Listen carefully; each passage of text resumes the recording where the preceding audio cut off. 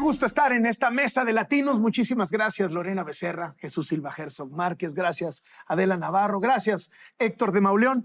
Y vamos a entrarle directo. La presidenta anda muy ofendida porque se dice que hay desgobierno en su administración.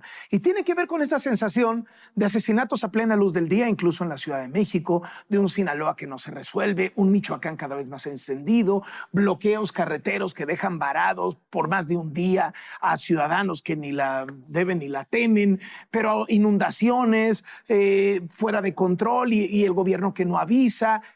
¿Hay esta sensación de desgobierno? ¿Qué es lo que estás leyendo en esto, Jesús? Bueno, yo creo que como bien retratas, se multiplican esas zonas de violencia, de descontrol, de desgobierno en el país.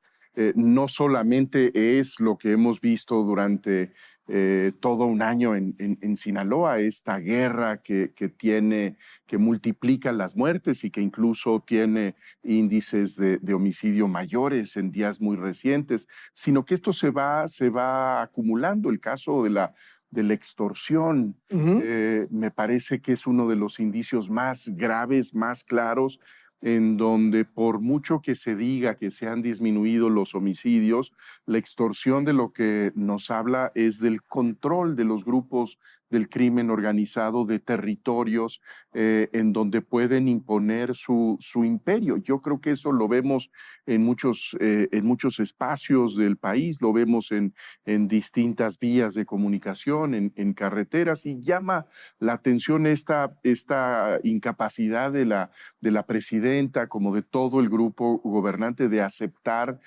puntos críticos en donde difícilmente puede taparle los ojos a la sociedad mexicana de lo que se está no solamente observando, sino de lo que se está padeciendo.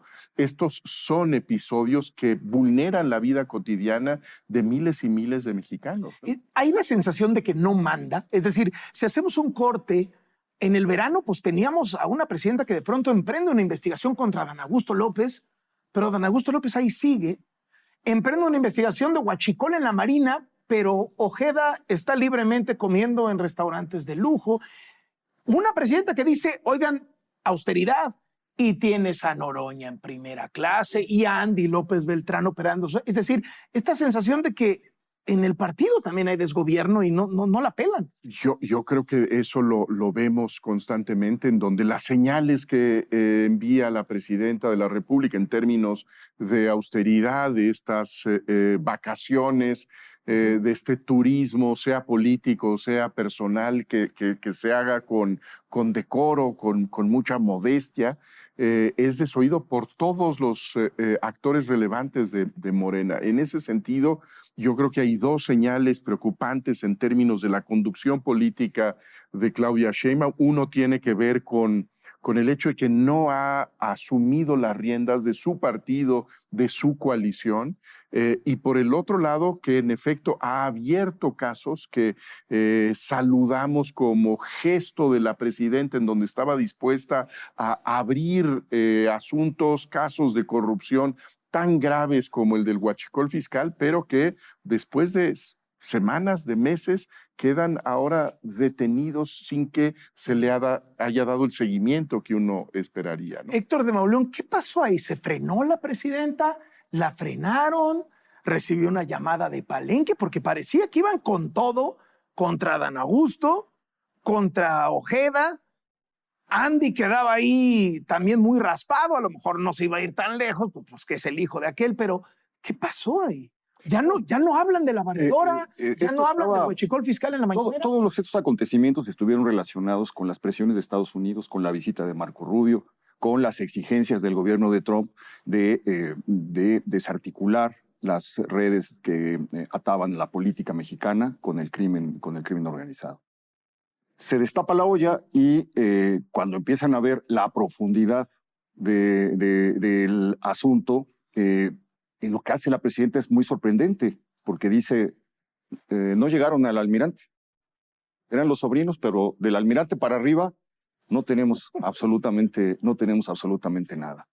Al mismo tiempo, pues comienzan a estallar los escándalos de Adán Augusto, los negocios de Andy, se empieza a hacer a revelar un entramado que tiene que ver con esa sensación de protección, de impunidad, que fueron alimentando los integrantes de Morena y los funcionarios del obradorismo durante todo el sexenio, donde tenían una coraza, un teflón que no dejaba pasar absolutamente nada.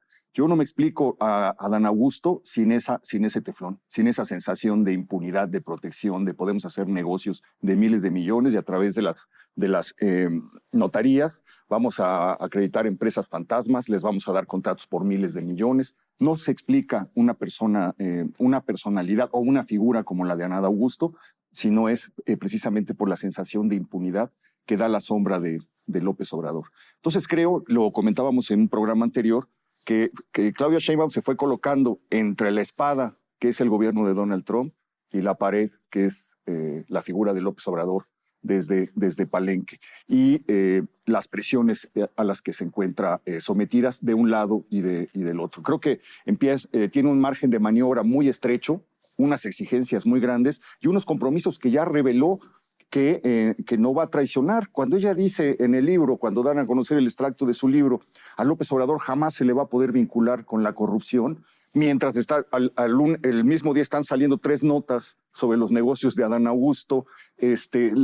Código Magenta publica los negocios de Andy con el huachicol y las empresas que estuvieron de alguna manera defraudando a Pemex a través de la extracción de combustible y venta y tráfico de combustible ilegal, y al mismo tiempo le empiezan a estallar todos los escándalos. Se queja del PAN por su falta de sensibilidad en su relanzamiento, el mismo día que están bailando el mudo con la Sonora Santanera, los señalados legisladores de Morena, el mismo día que Cuauhtémoc sale jugando pádel en lugar de presentarse a atender una discusión sobre una ley del agua, y Noroña viajando y llorando por el dolor de Palestina, al mismo tiempo que se empieza a descubrir que actuó o respondió o reaccionó de manera tardía la gobernadora de Veracruz frente a la emergencia de las inundaciones, que ni siquiera estaba en el estado, no solamente no atendió las advertencias de Conagua ni lo que decía el Atlas de Riesgo de 2023 para Poza Rica, sino que ni siquiera estaba en el estado. Entonces comienzas a juntar el rompecabezas y ves precisamente lo que explica por qué está la sensación del gobierno. Es una presidenta que no está siendo acompañada, que está siendo retada, que tiene grupos que no están caminando en sincronía con lo que ella postula, porque tienen la protección del intocable que hay en México, el mayor intocable que hay en México, que vive en Palenque y que se llama Andrés Manuel López Obrador. Se la pasa justificando la presidenta. O sea, sí ves, por un lado ves un gobierno muy rebasado. El gobierno, en muchos sectores del país y en muchas regiones del país, el gobierno no pone las reglas, las pone el crimen organizado o las pone la corrupción. En el sector agrícola, en el sector de la pesca, en el comercio, en los servicios y los productos, las reglas las pone el narcotráfico, por eso el descontento de la gente. Entonces sí ves el gobierno rebasado hasta por fenómenos meteorológicos, ¿no? Como son las lluvias que dañaron a muchas comunidades en muchos estados del país de manera reciente. Y por otro lado, en el partido, yo no puedo dejar de ver el 2027. Es decir, sí está señalando tantito a los que está inhabilitando.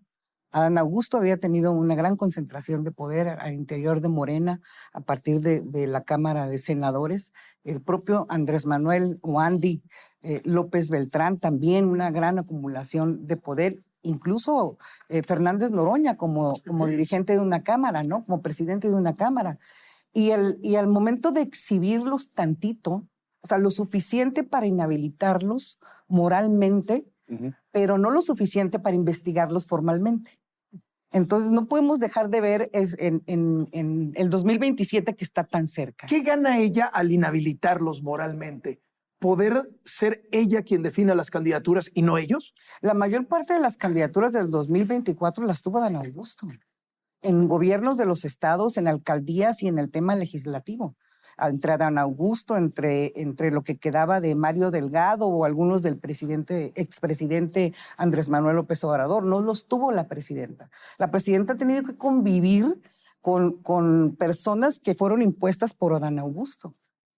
Ya eso evidentemente no va a suceder en el 2027, porque el poder de Dan Augusto ha sido muy minimizado. Insisto, de estar denunciando o filtrando los temas o los abusos o los excesos que ha cometido mientras ha sido funcionario. Aunque él diga que, oye, pues fue el lapso en que salí de un cargo y entré a otro. No, estabas en la función pública y estabas en el poder oficial, en el partido oficial. Entonces, al exhibir esto, sin dar el suficiente detalle ni la suficiente cantidad o montos para que constituya la presunción de un delito que sea investigado, es inhabilitarlo políticamente. Lo mismo sucede con Andy. No es un delito que tomes unas vacaciones de lujo, pero sí es un contrasentido y una incongruencia cuando tu padre es el fundador de un movimiento que pregona la austeridad republicana, ¿no? Entonces es una inhabilitación moral, no una investigación formal. ¿Cómo ves, Lorena?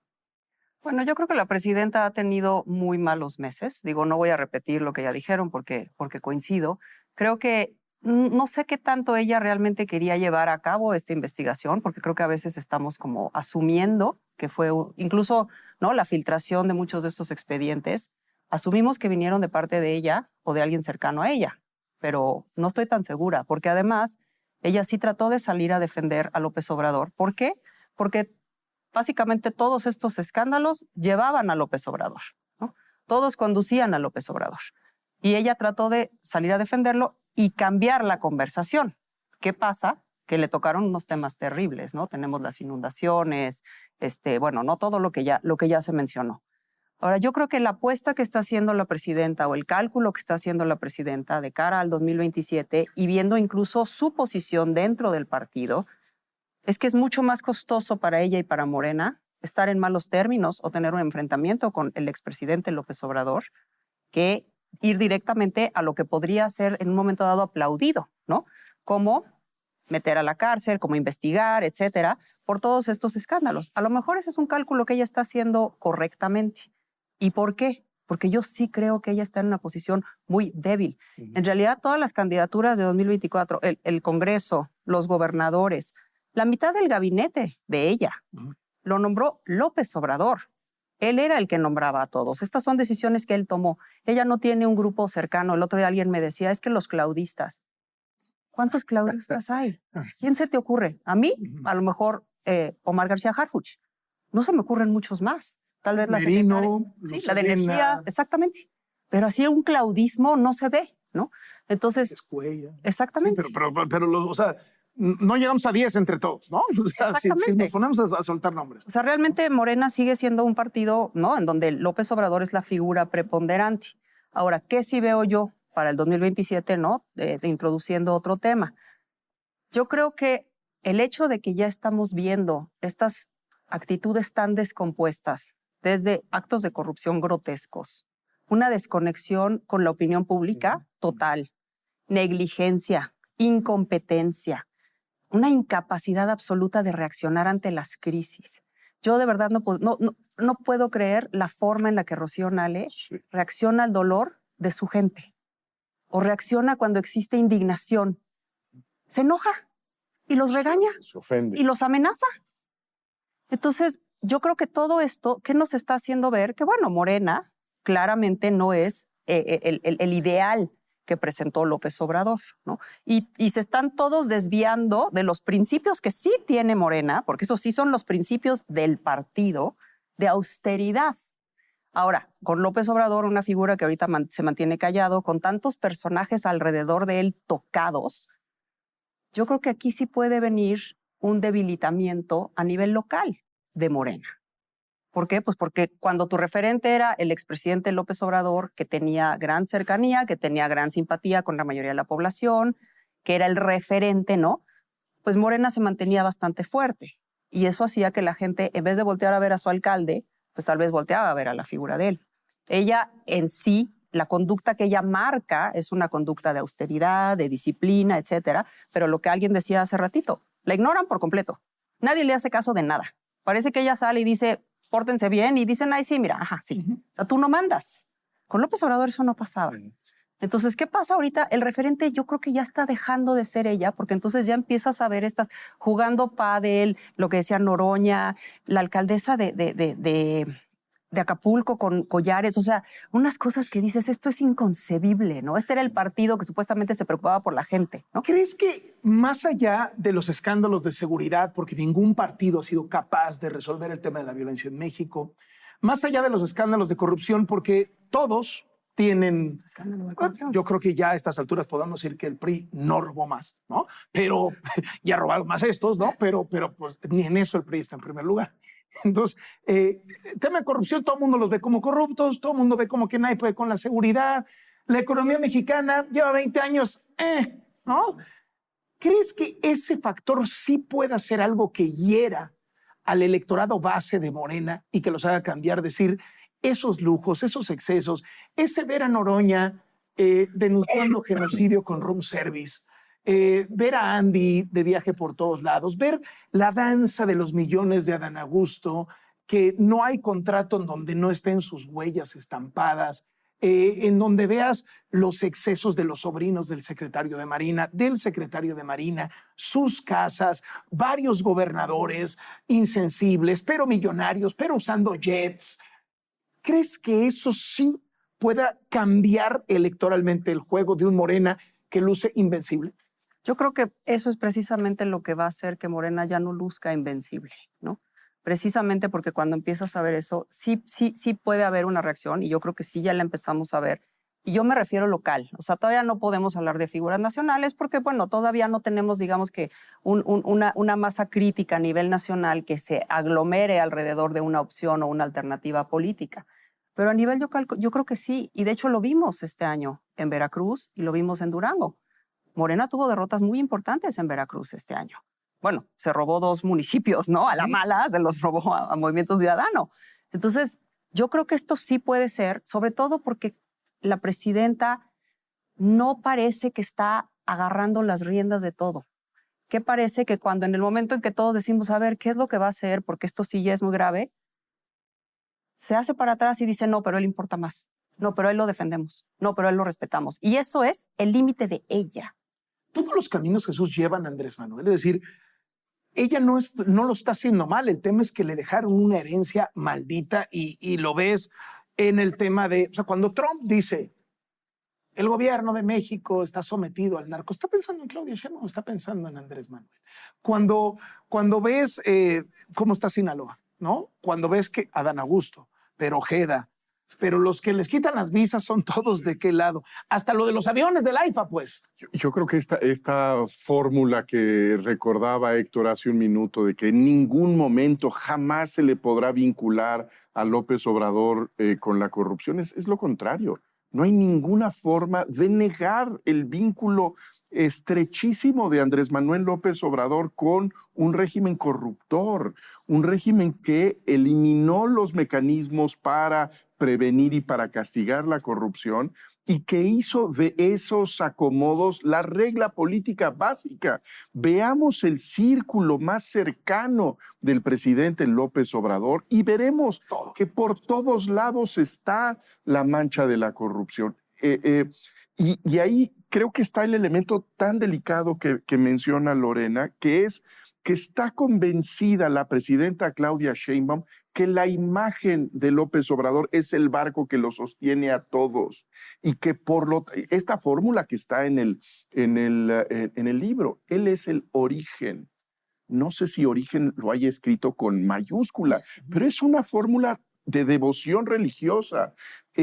En ese sentido, si se aboya la balsa de la imagen del fundador, se cae todo. Por eso me parece que es esta insistencia en decir todo está lejos del gran fundador, el origen de nuestro movimiento. Hay una parte del libro donde ella dice, en lo que realmente somos parecidos es en la austeridad, ¿no?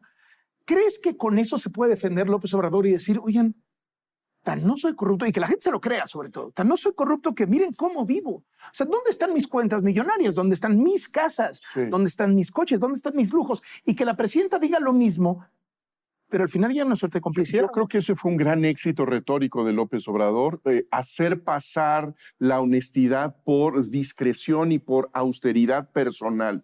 Y yo creo que en efecto no hay esos escándalos personales, directísimos, individuales de Andrés Manuel López Obrador de esas cuentas, esos viajes, mansiones, etcétera. Pero lo que hay alrededor, esta fórmula de la corrupción política, pues creo que eso es innegable. Hay plumajes que cruzan el huachicol y sí se manchan. El de Andy es de esos, ¿no? Entonces, probablemente vemos a López Obrador en su rancho con guaraches y una guayabera diciendo no tengo absolutamente nada, pero uno esparce la vista alrededor y es verdaderamente grotesco el espectáculo de quienes lo acompañaron y vieron y volvieron el gobierno vieron el gobierno como un botín, una fuente de saqueo. Estoy de acuerdo con Lorena que es una estrategia política de Claudia. Su único sostén en este momento es no romper con López Obrador. ¿Cuánto te dura eso, Héctor? Pues mira, porque eso también ha sido la magia electoral. Es decir, la gente vota por Morena en buena medida por la imagen del expresidente, ¿no? no, esto puede durar hasta que la realidad diga lo contrario. Eso no llevamos muchos años diciendo que no va a durar, que la gente lo va a ver, que la lista de agravios va creciendo, que los escándalos estallan. Ahorita se dio lo del AIFA. La prohibición de que lleguen estas líneas cuando costó no sé cuántos miles de millones de pesos hacerlo y costó miles de millones de pesos cancelar el aeropuerto de Texcoco. Cuando anunciaron la megafarmacia y hoy estamos viendo que simplemente fue una mentira y un fraude y un fracaso más. Y las refinerías de petróleo y va uno sumando las cosas que ilustran el fracaso de López Obrador, pero no se ve una reacción de rechazo, de repudio, de indignación social frente a todo esto. No, pero además Ese es el enigma. Sí, siguen con el cántico de es un honor estar con López Obrador. O sea, en la Cámara de Diputados, en la Cámara de Senado, en el primer informe de la Presidenta de la República, el primer cántico fue es un honor estar con López Obrador, es un honor estar con Obrador. Ella misma lo dice. Entonces, ellos están apostando a su base dura, al adoctrinamiento. Sí, yo creo que no puede romper en este momento con él. No, sería echarse en contra a más de la mitad del movimiento y cancelar el margen de operación política que puede tener. Entonces va a ir desactivando, como hizo con Adán Augusto. Ya era muy evidente la filtración que vino no sé de dónde, pero que fue simultánea para que se fueran dando cuenta de la serie de negocios de Adán Augusto. Yo no sé si fue Jesús Ramírez, por órdenes de Claudia, quien fue pasando los datos a distintos medios, etcétera, para que se fuera haciendo un ataque coordinado y donde el senador se viera cada vez más debilitado. No sabemos todavía quién le hizo el trabajo de inteligencia a Andy, de seguirlo a Japón, de ver las cuentas. Porque él dice que fueron sus adversarios, pero lo dudo. Pues que pueden ser los adversarios de allá adentro. Exactamente, los de dentro. Porque cuates no son. Lo que estamos viendo es que amigos entre ellos no son precisamente. Entonces, viene este proceso de pugna interna, de debilitamiento, viene un escenario de desastre alrededor, pero lo que yo no veo todavía es el hartazgo y la indignación social frente a todo esto. Veo A ver, ¿qué tanto tiene que ver eso, Adela, con que no hay una oposición robusta, no hay quien capitalice escándalo tras escándalo, desgracia tras desgracia, ineptitud tras ineptitud? ¿Qué tanto se tiene la culpa a la propia oposición de no haberse posicionado ahí, que no haya a quién voltear, es decir, cuál es la alternativa? Muy bien, estos no, y entonces ¿quién? Porque todavía tienen la cola muy larga. No hace mucho tiempo gobernaba el PAN o no hace mucho tiempo gobernaba el PRI en la República y en muchos estados, en muchos otros estados, ¿no? Entidades federativas. Y fueron gobiernos muy corruptos. Baja California, Sinaloa, Veracruz, o sea, muy corruptos. Chihuahua, entonces todavía, Quintana Roo. y los partidos de oposición ahora, antes del poder, no atravesaron por esa transición a ser un partido de oposición, a limpiarse, a purificarse como se purifican cuando entran a Morena, que ya dejan de ser corruptos. Entonces tienen todavía la cola muy larga, no tienen calidad moral, no tienen propuesta, no tienen antecedentes, no tienen currículum para decir nosotros vamos a señalar esta corrupción, porque no la señalaron en el pasado y porque la cometieron en el pasado. Y no se han preocupado del 2018, vámonos al 12 hasta la fecha, por formar nuevos cuadros. que estén alejados de estos gobiernos que fueron corruptos. No hay nuevos cuadros en los partidos políticos. Hay un elemento de lo que dice Lorena que a mí me parece muy importante, que es que más allá de la incompetencia de la que se ha hablado mucho, hay ahora una cascada de insensibilidad que resulta brutalmente ofensiva. La arrogancia de la nueva clase política, esta sensación de estar por encima de cualquier cuestionamiento, en donde frente al dolor terrible de quien lo pierde todo, la gobernadora de Veracruz no es capaz de mostrarse cercana, sino sentirse ofendida porque se le cuestiona en su reacción. La presidenta misma. La presidenta misma. Me parece que ella tuvo el gesto de, a diferencia del López Obrador, de ir, estar cerca, tocar la crisis. Igualmente, tiene el mismo libreto que es, no hay nadie que tenga derecho de cuestionarnos, porque si nos cuestionas eres de los corruptos del antiguo régimen. Ese libreto es el que está siendo reproducido una y otra vez. Pero es esta arrogancia, esta insensibilidad, la que me parece que puede empezar a ser muy costosa, porque es exactamente eso lo que distancia a la sociedad de quien gobierna, y de quien gobierna con no solamente malos resultados, sino con desprecio a la gente. Lorena, ¿detectas una sagacidad discursiva de Morena en el sentido de que se asume, o sea, son gobierno, pero se asumen oposición? Yo escucho a Morena seguir hablando como si ellos fueran oposición, ¿no? Estamos enfrentando a los corruptos, al establishment, al statu quo, cuando ellos son todo el poder, o sea, todo son ellos. No es de que, oye, llegaron ahí con una alianza más o menos endeble. Ellos son el Congreso, el Poder Judicial, los gobernadores, los alcaldes, las diputaciones locales. Ellos son los medios de comunicación, ellos son la mayoría de los empresarios. Y no obstante mantienen un discurso de nosotros somos las víctimas, nosotros somos los rebeldes, nosotros somos la fuerza opositora. Y sobre todo, no solo eso, o sea, creo que el discurso ante toda la serie de errores y de malos resultados, porque sí hay malos resultados, siempre es culpar al pasado. Por eso se posicionan así. O sea, es increíble que a estas alturas todavía Claudia Sheinbaum salga a decir que Felipe Calderón, bueno, perdón, pero ya pasó, ¿no? Y esta es una tónica que López Obrador estableció inteligentemente, pero yo creo que sí tiene un punto de agotamiento. ¿Y a qué voy? Hay factores importantes de ver hacia el 2027. El 2024 sin duda fue el clímax del triunfo de Morena. Tuvo que ver con muchas cosas, entre otras decisiones muy acertadas del expresidente López Obrador. Una oposición que realmente estaba, ¿no?, totalmente fuera de cancha, decepcionando, etcétera. Pero también había un Morena bastante unido. Uh-huh. Morena se unía y se disciplinaba alrededor de lo que él decía. Difícilmente vamos a volver a ver eso, porque ahorita ya Morena hay un pleito interno, si no es que 1, 2, 3 o 4. Salvaje. Exactamente. Entonces, eso ya hace que la ruta hacia el 2027 ya no tenga esa disciplina.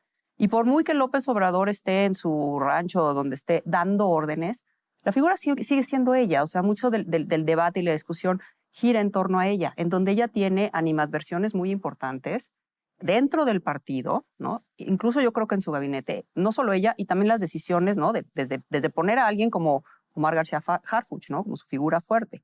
Yo creo que de entrada ahí ya vamos a ver una diferencia. ¿Y cuál es el otro tema que yo creo que es importante? Porque estamos esperando ver así como un enojo, una indignación brutal en las encuestas y que de repente 70%. No. O sea, sí vemos, digamos, por lo menos diferenciadamente, ella no trae buenos números de aprobación ni en combate a la corrupción, ni en combate al crimen organizado, ni en combate a la inseguridad, ¿no? También sabemos que cuando separas el tema de salud con abasto de medicamentos están muy mal, pero si nos vamos a los datos locales, que eso es muy importante porque así es como cambió el país del PRI. Todo fueron, digamos que victorias emblemáticas del PAN y de otros partidos a nivel local, que fueron peleando durante mucho tiempo. ¿Pero por qué? Porque había grupos, había municipios, había poblaciones que sí estaban indignadas ante el PRI y que sí se sentían lo suficientemente fuertes como para respaldar un candidato que en su momento tenía credibilidad. Ya olvídate que tengas un renacimiento. ¿Estás hablando de lo de Fox o qué? Estoy hablando de toda la ruta del PAN. Ah. O sea, desde todas las victorias municipales hasta el 89 en Baja California. Entonces, no fue un movimiento totalmente nacional, porque además es muy difícil cuando tienes un país tan heterogéneo. O sea, en el sur, López Obrador sigue siendo un dios en muchos de esos estados, ¿no? Pero ya tenemos focos importantes de resistencia a Morena, los ves en el norte, ¿no? Ahí todavía Morena hay lugares en donde no entra. Entonces, yo creo que por eso hay que fijarnos mucho en el nivel local. Y por eso el 27 es tan importante, a reserva de que ella logre ponerse a ella en la boleta con la revocación. Oye, Lorena, a ver, ¿cómo ves? Hubo como que dos noticias que tienen que ver con oposición. Una, el relanzamiento del PAN, y otra, el lanzamiento de Ricardo Salinas Pliego, ¿no? Esta idea del empresario de coquetear con la posibilidad de hacer una carrera política y de organizarse una fiesta de cumpleaños que en realidad fue un meeting, ¿no? Lo veías caminando, saludando entre la gente, discurso, etcétera, etcétera. Todos los requisitos de un meeting de lanzamiento de campaña los cumplió el cumpleaños, ¿no? ¿Cómo ves estas dos cosas? Bueno, el relanzamiento del PAN yo no sé si le llamaría relanzamiento, la verdad. O sea, a mí también me pareció como una mini fiesta, ¿no? Para volverse a ser presentes. ¿Qué me preocupa? Más allá del logo, ¿no? Que me parece totalmente irrelevante, lo novedoso que se ha retomado es este tema de abrir las candidaturas. Pero eso es algo que el PAN ya hacía antes. El PAN ya había tenido, ¿no? Se seleccionaban candidatos por encuestas y por primarias. El mismo Felipe Calderón salió de una primaria interna muy dura, en donde él venía, de hecho, hasta abajo. En donde él no era el favorito. Él no era el favorito, era de los últimos. El favorito del presidente, ¿no? Exactamente, sale de ahí ya muy fortalecido porque se vuelve muy visible, etcétera, ¿no? Pero eso no es, ¿dónde está lo novedoso? ¿Y qué es lo que pasa? Que de todas formas, lo más importante, y una cosa tú señalabas en tu columna esta semana, la apertura al debate, al intercambio de ideas, eso no se ve. Y la otra es el control de los recursos. Antes el PAN, los recursos públicos sí se los distribuía a sus candidatos para que hicieran campaña. Ahorita eso no parece que va a ser. Van a seguir controlando esos recursos y por lo tanto ellos van a seguir controlando los contenidos de campaña y las decisiones estratégicas de campaña. Entonces, por mucha apertura que haya, yo ahí no veo realmente una renovación. ¿Y cuál es el problema? Que sigue siendo el mismo grupo que realmente ha estado muy cuestionado y que en resultados, ya más allá de sus acciones políticas y públicas, en resultados no ha dado un buen saldo. Antes de pasar, Salinas Pliego al PAN. Bueno, yo creo que es la novedad es que estamos hablando del PAN, del primer partido de oposición que merece la pena ser analizado con algo que hace, que tiene una iniciativa, que da una apuesta. Yo creo que sí hay algo relevante en las dos definiciones estratégicas, que son romper con su alianza con el PRI y la apertura de sus candidaturas. En efecto, había precedentes, pero son precedentes del 2006 o del 2005. Habrán sido. Ellos acabaron. ¿Pondrías en esa lista la definición como un partido de derecha, no? Cuando habías tenido, por ejemplo, candidatos como Xóchitl Gálvez que coqueteaba con la idea de ser de centro-izquierda. Me parece que esa es una decisión muy importante, no solamente de derecha, sino que es un coqueteo con una derecha radical, pero es una definición que no es clara, en donde de inmediato hay pasos para atrás, hay indefiniciones, sí, pero no tanto. Es decir, lo que resulta muy atractivo electoralmente, entiendo, de estas derechas radicales es que son en efecto radicales, que no están tratando de contemporizar con estos valores contemporáneos, progresistas, sino que se atreven a lanzarse con todo por esa apuesta de la libertad, la patria y la Trump, Milei, exactamente. Bolsonaro, Meloni. Meloni, el de El Salvador, ¿no? Esa podría ser una vía electoralmente razonable. A lo mejor hay ahí un espacio para crecer. No es que me guste, pero tiene sentido. Lo que veo en Acción Nacional es que toman una decisión y de inmediato dan reversa, incluso en términos de las alianzas. Hasta en las alianzas. Entonces, es un relanzamiento en donde no hay el trabajo político para que se expresen distintas posiciones, para llegar a un consenso pactado, y no hay una determinación firme. ¿Cómo lo viste, Sí, sí, sí. Adela? Coincido, no se ve firmeza.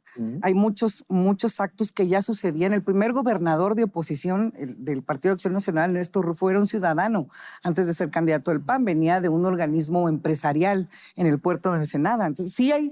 Fox mismo, ¿no? Fox, El primer presidente Fox mismo, panista, ¿no? exactamente. Entonces, no hay firmeza.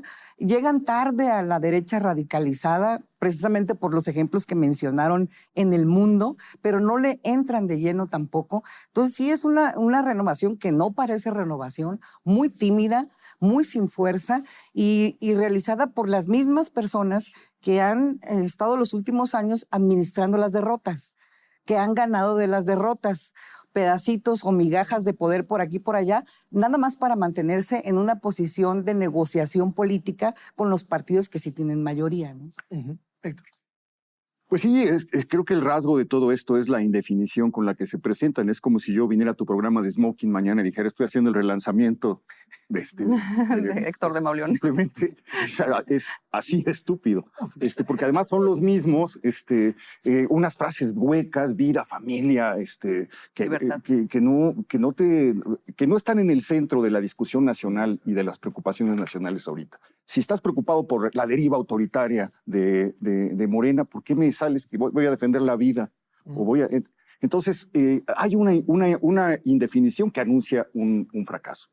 Por otro lado, es exactamente el mismo grupo intentando cambiar un discurso que además ha sido muy cuestionado porque en la lucha histórica de derecha contra izquierda, el PAN ha llevado la peor parte en una sociedad que aprendió a desconfiar de la derecha políticamente, que aprendió por lo que sembró el PRI y por lo que ha pasado desde finales del siglo XIX, donde se tiende una línea entre los conservadores que trajeron a Maximiliano con los que están vestidos de azul porque son la derecha y que apuntaló muy bien López Obrador, fue muy efectivo en traer esa discusión del siglo XIX, atravesarla 150 años para plantarla ahí. Entonces, es una apuesta muy, muy arriesgada porque tienes el antecedente pues, de los que trajeron a Maximiliano, tienes el antecedente de los cristeros, tienes el antecedente de todo el sector de la sociedad que se opuso a los que te vendieron como los cambios trascendentales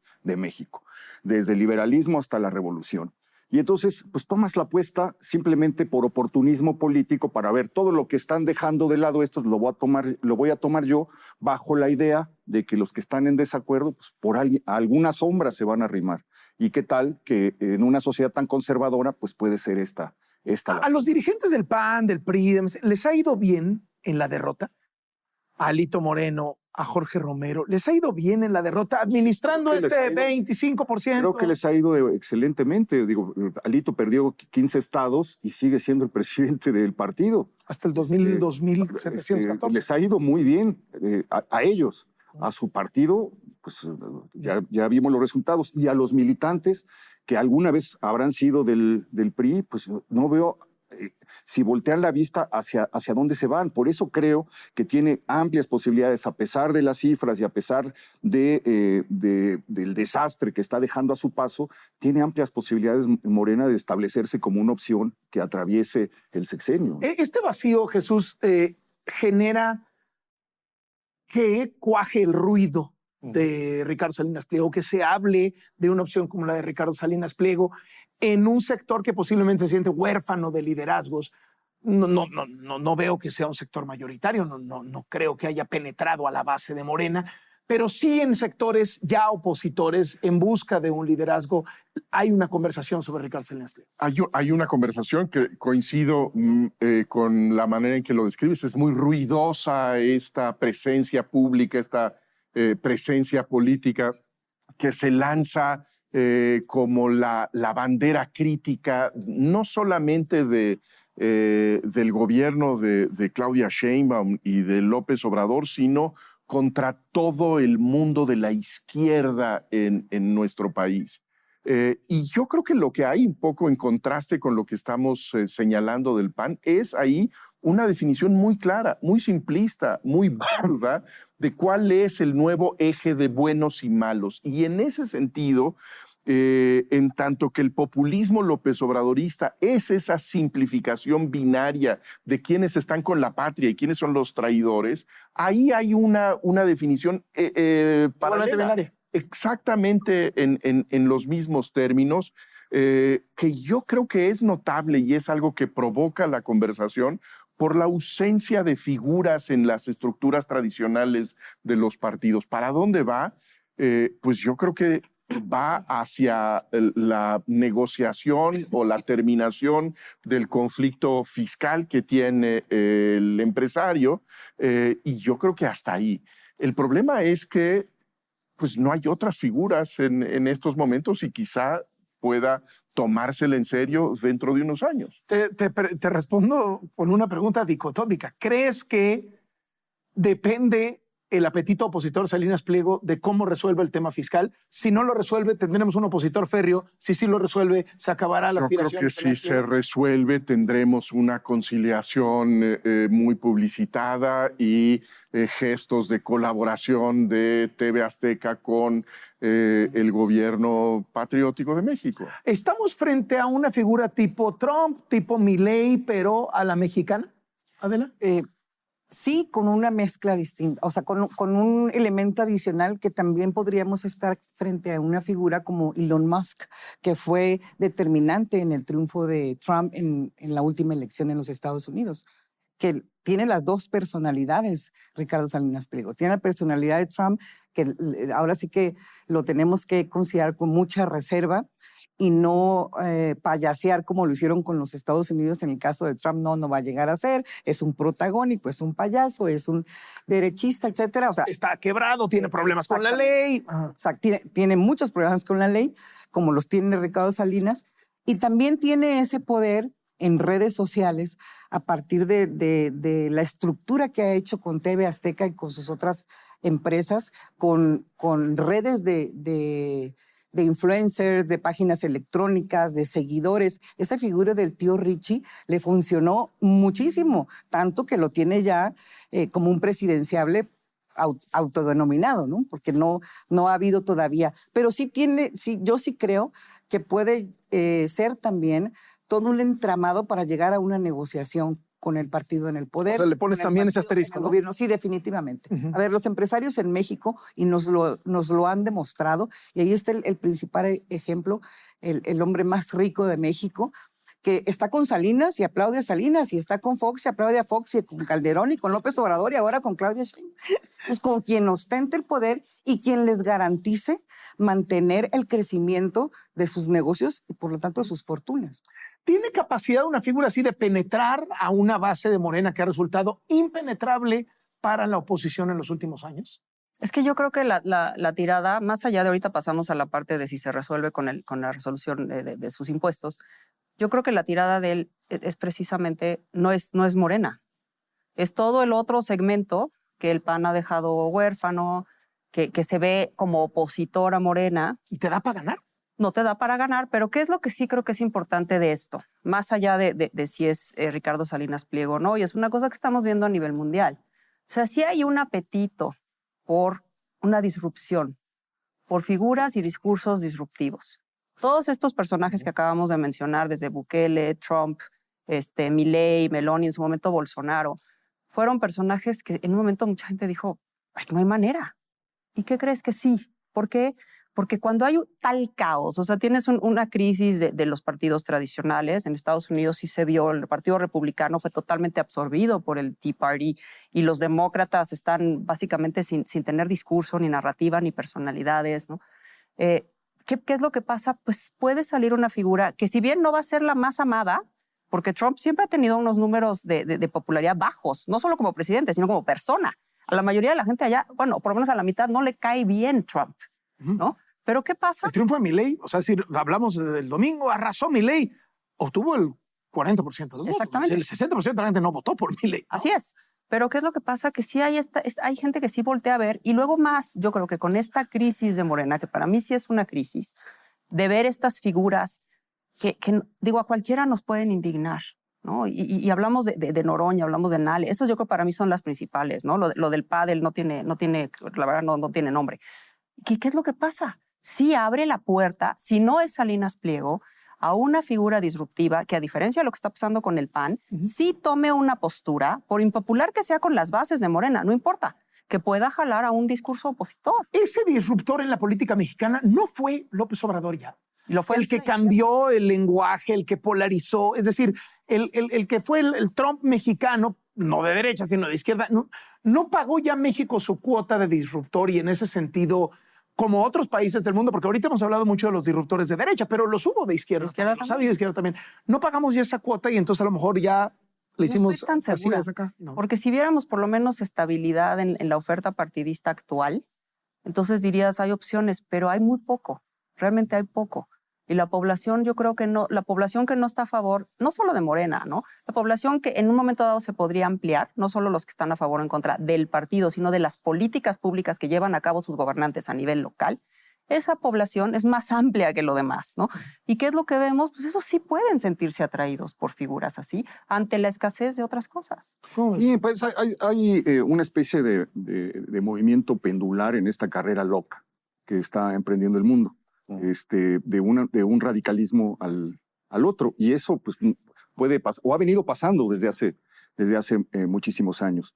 Frente al desencanto de los partidos, frente a la falta de opciones, la desaparición del PRI, un PAN pues, incierto, un movimiento ciudadano que simplemente ha estado operando como socio, como cómplice de López Obrador y de Morena durante los últimos acontecimientos, etcétera, sí hay espacio para la irrupción de una figura que no venga precisamente de un partido político. Ahora, si a esto le sumas lo agachones que son los empresarios en México, el silencio que han guardado frente a cosas atroces, inaceptables, etcétera, la manera en la que se dejaron chantajear vendiéndoles tamales, a ver, estos tamales van a costar cada tamal 20 millones, me van a comprar 5. El silencio, etcétera, pues llama la atención que haya un empresario que sí se anime a levantar la voz, aunque sea a consecuencia de una traición, que él dice que fue traicionado por López Obrador, formó parte de su consejo asesor hasta que vino esta traición, vino la ruptura, pero en lugar de seguir el papel de los empresarios, que es en cuanto viene la ruptura voy de rodillas a pedir que me perdonen y me devuelvan los negocios, entró en la ruta de la confrontación. No sé si se va a destapar, creo que no se ha destapado, creo que ha dejado correr los acontecimientos en un juego de vencidas, vamos a ver hasta dónde llega. Yo no doy el paso, pero voy dejando que crezca la percepción, que aparezca por ahí una encuesta en donde estoy hasta arriba de los posibles candidatos para esto, etcétera, y al mismo tiempo les mando la señal, pues vamos a llegar a un acuerdo y en 10 días les pago lo que les debo, no lo que me están queriendo cobrar. Y creo que estamos a resultas de esa confrontación, la presidenta dice, toma chocolate, paga lo que debes, pues quiere decir que se ve difícil que lleguen a un acuerdo. Entonces todos van subiendo la apuesta y no sé hasta Pero logra meterla a su cancha. No. Él ya está sin destaparse, está siendo considerado como un candidato opositor, con el poder de una televisora, con una fuerza inmensa en redes y no sé qué más. Para una presidenta que incluso ahorita tras el resultado en Bolivia dijo que aprendamos, los morenistas, unidad. ¿Esto es una ruptura? O sea, pensando en que Salinas Pliego pues era un empresario consentido del régimen, era el que inventó el Consejo Asesor Empresarial de López Obrador, a quien López Obrador elogiaba, ¿no? Y eso el López Obrador a un empresario es rarísimo, que le dio negocios, ¿no? Banco Azteca repartía los programas sociales, había personas de su entorno en el gabinete. Acaba de aparecer un tuit o una publicación en X de uno de los ideólogos del régimen, de los grandes ideólogos del régimen, que es el Fisgón, diciendo, ¿no habrá llegado el momento de expropiarle la televisora a Ricardo Salinas? Entonces yo creo que eso ilustra las tensiones que tienen este grupo radical que está alrededor de la presidenta. El Fisgón es pues el consejero mayor de ese grupo, diciendo pues a lo que vamos es por la concesión de la televisora, y si no pues sí. Quiten a la torre y pongan a la molécula, ¿no? Sí, o sea, vuélvelo el 11, vuélvelo el 22, pon a Villamil, ahí a Renata Turrent y a todos estos personajes a a dirigir un canal que se va a volver gubernamental. Bueno, es la señal que está mandando. Es una señal de por dónde van los tiros.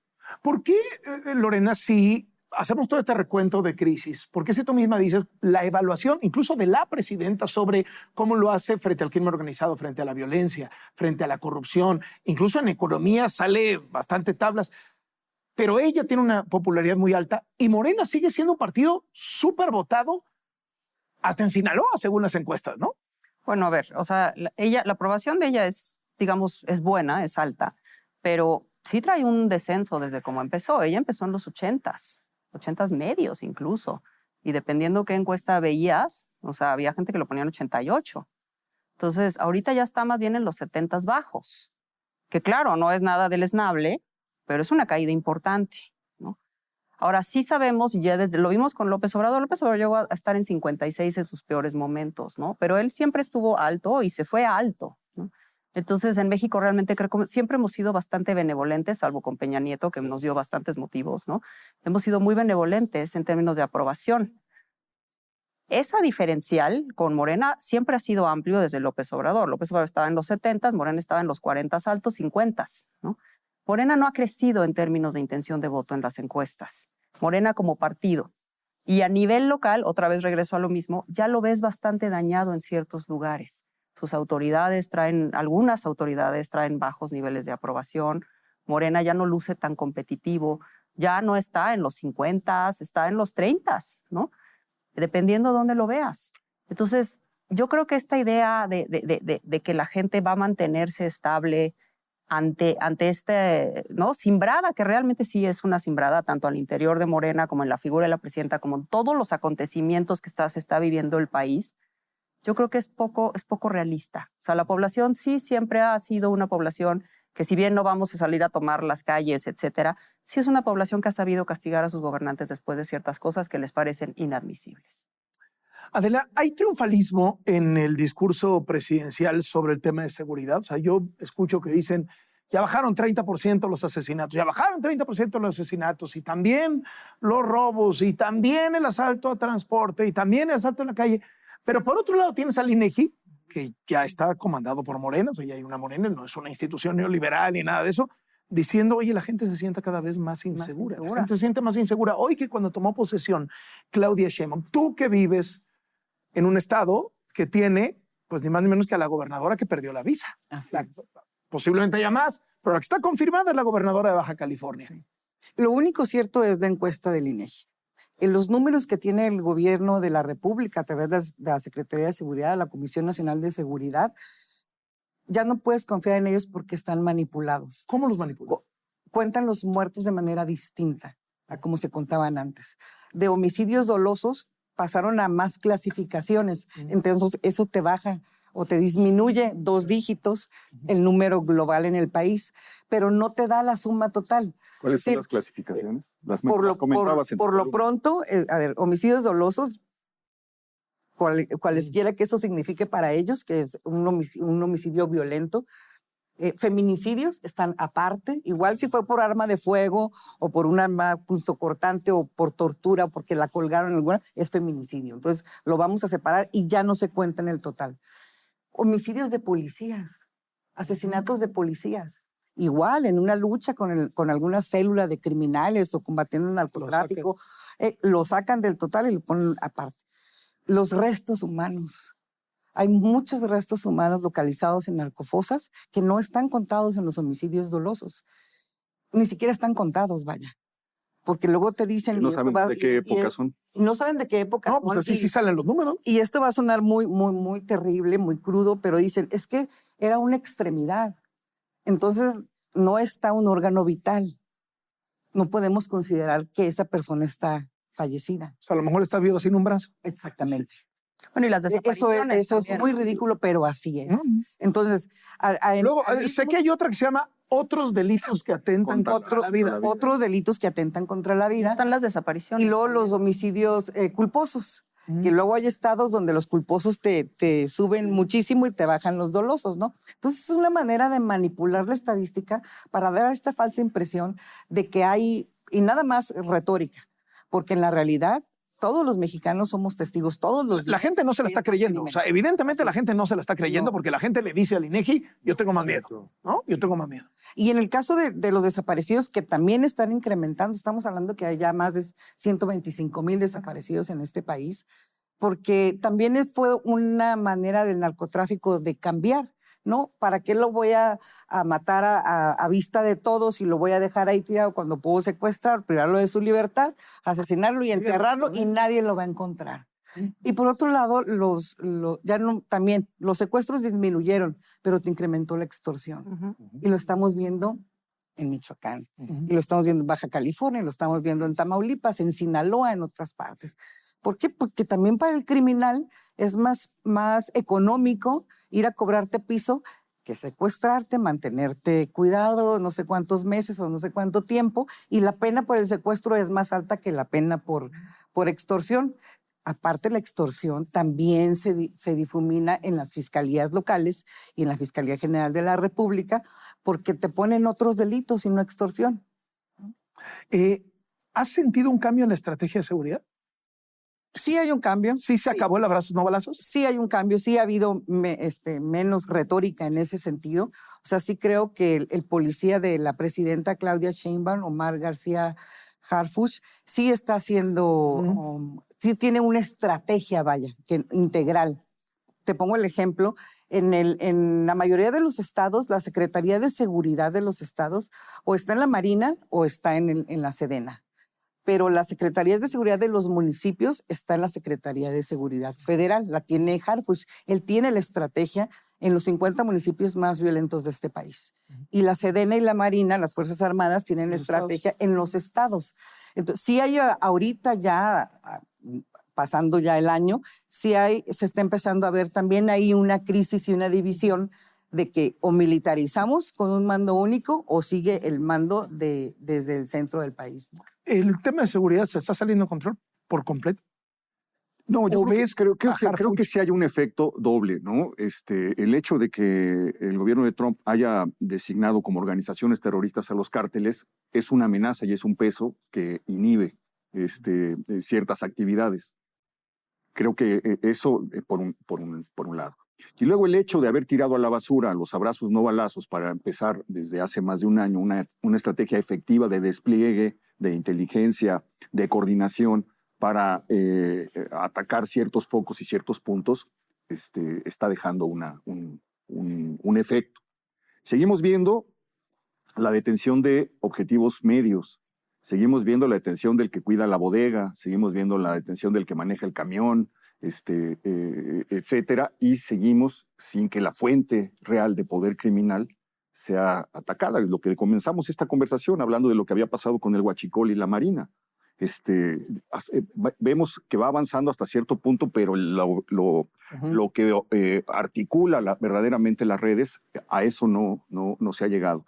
Y por otro lado, lo de los limoneros es brutal porque demuestra que durante años se estuvieron lanzando advertencias por parte de este dirigente de lo que les estaba ocurriendo. Durante años nos dijeron ya está resuelto, ya tenemos desplegado ahí el ejército, la Guardia Nacional, ya hay seguridad, etcétera. Y de repente un asesinato demuestra cómo el discurso se derrumba por completo. Y al mismo tiempo, el crecimiento de la extorsión en todo el país se vuelve inocultable. Son ya cientos de miles, millones tal vez de mexicanos que están pagando, a pesar de que Estados Unidos está contemplando que ir contra los que paguen extorsiones como personas que están financiando el terrorismo. Van a caminar en ese sentido, pero a pesar de eso es incontenible. A veces parece que no hay gobierno. Lo que está pasando en la ciudad, los músicos colombianos que aparecen descuartizados en el Estado de México, el abogado al que asesinan en la ciudad judicial, la secretaria particular de Clara Brugada y su jefe de asesores asesinados en plena calzada de Tlalpan a las 8 de la mañana. Vas viendo el entramado criminal que nos rodea, que no ha sido tocado. Esto significa que en la sombra están pasando cosas, se están moviendo cosas que están desatando incluso que un abogado sea asesinado a mediodía en las escaleras de los tribunales, ¿no? Jesús, ¿te imaginas a Trump subiéndole el volumen frente a esto? Es decir, ya la última narcolancha a la que le metieron un misil ya no fue frente a Venezuela, ya no fue frente a Colombia, fue frente a México. ¿Cómo sientes que va a evolucionar esta? Yo veo al presidente Trump muy envalentonado, con una gran satisfacción por su éxito político en Israel, en Medio Oriente, y creo que en efecto está subiendo la presión y el fuego a todo el continente y particularmente a México. No ha dejado de referirse a nuestro país en términos de ese país que está gobernado por el crimen organizado, en donde hay una presidenta encantadora que no es capaz de gobernar, que no es capaz de confrontar, enfrentar a los criminales, y en ese sentido, pues sí me parece que el discurso está subiendo y esta presión sigue muy, muy viva en el país, ¿no? ¿Sí somos piñata, Lorena? Bueno, yo creo que ¿El muchos gobierno, por lo países, pues, bueno, ve lo que acaba de pasar con Canadá. O sea, yo creo que así es como se maneja Trump, ¿no? Yo creo que Trump ha sido muy consistente en su falta de cordura, ¿no? En sus amenazas. Él trae un programa que yo creo que él siente que dejó muchas cosas a deber en su primer sexenio, dejándose asesorar por personalidades que eran como más sentido común, más mainstream, como le llaman ellos, ¿no? Dijo, eso no lo vuelvo a hacer porque no funcionó, no era lo que yo quería. Entonces ahora me voy a rodear y voy a llevar a cabo cosas mucho más radicales que van con sus ideas. Realmente es lo que él piensa y se ha rodeado de gente que piensa eso. Y yo creo que hasta ahorita le ha salido bien, le han salido bien las jugadas. Él sigue fuerte con su base, él trae a los votantes, sobre todo los que ya dentro de los republicanos se llaman el movimiento MAGA, están felices con él, ¿no? Si tú segmentas por esos públicos, su aprobación está alta, está casi como la de la presidenta en México, ¿no? O sea, está más de 70. A los independientes ya está más complicado, los demócratas obviamente, pero yo creo que él trae una ruta mucho más clara y mucho más decisiva que vemos en otros lados. Entonces, yo creo que sí, y si él tiene que volver a agarrarnos de piñata, lo va a volver a hacer, si tiene que volver a enfrentarse, no, yo creo que sí lo va a volver a hacer. Lorena, Jesús, Adela, Héctor, muchísimas gracias por estar en esta mesa Latinos. Gracias. Y sobre todo, muchas gracias a ustedes por estar en sintonía con nosotros.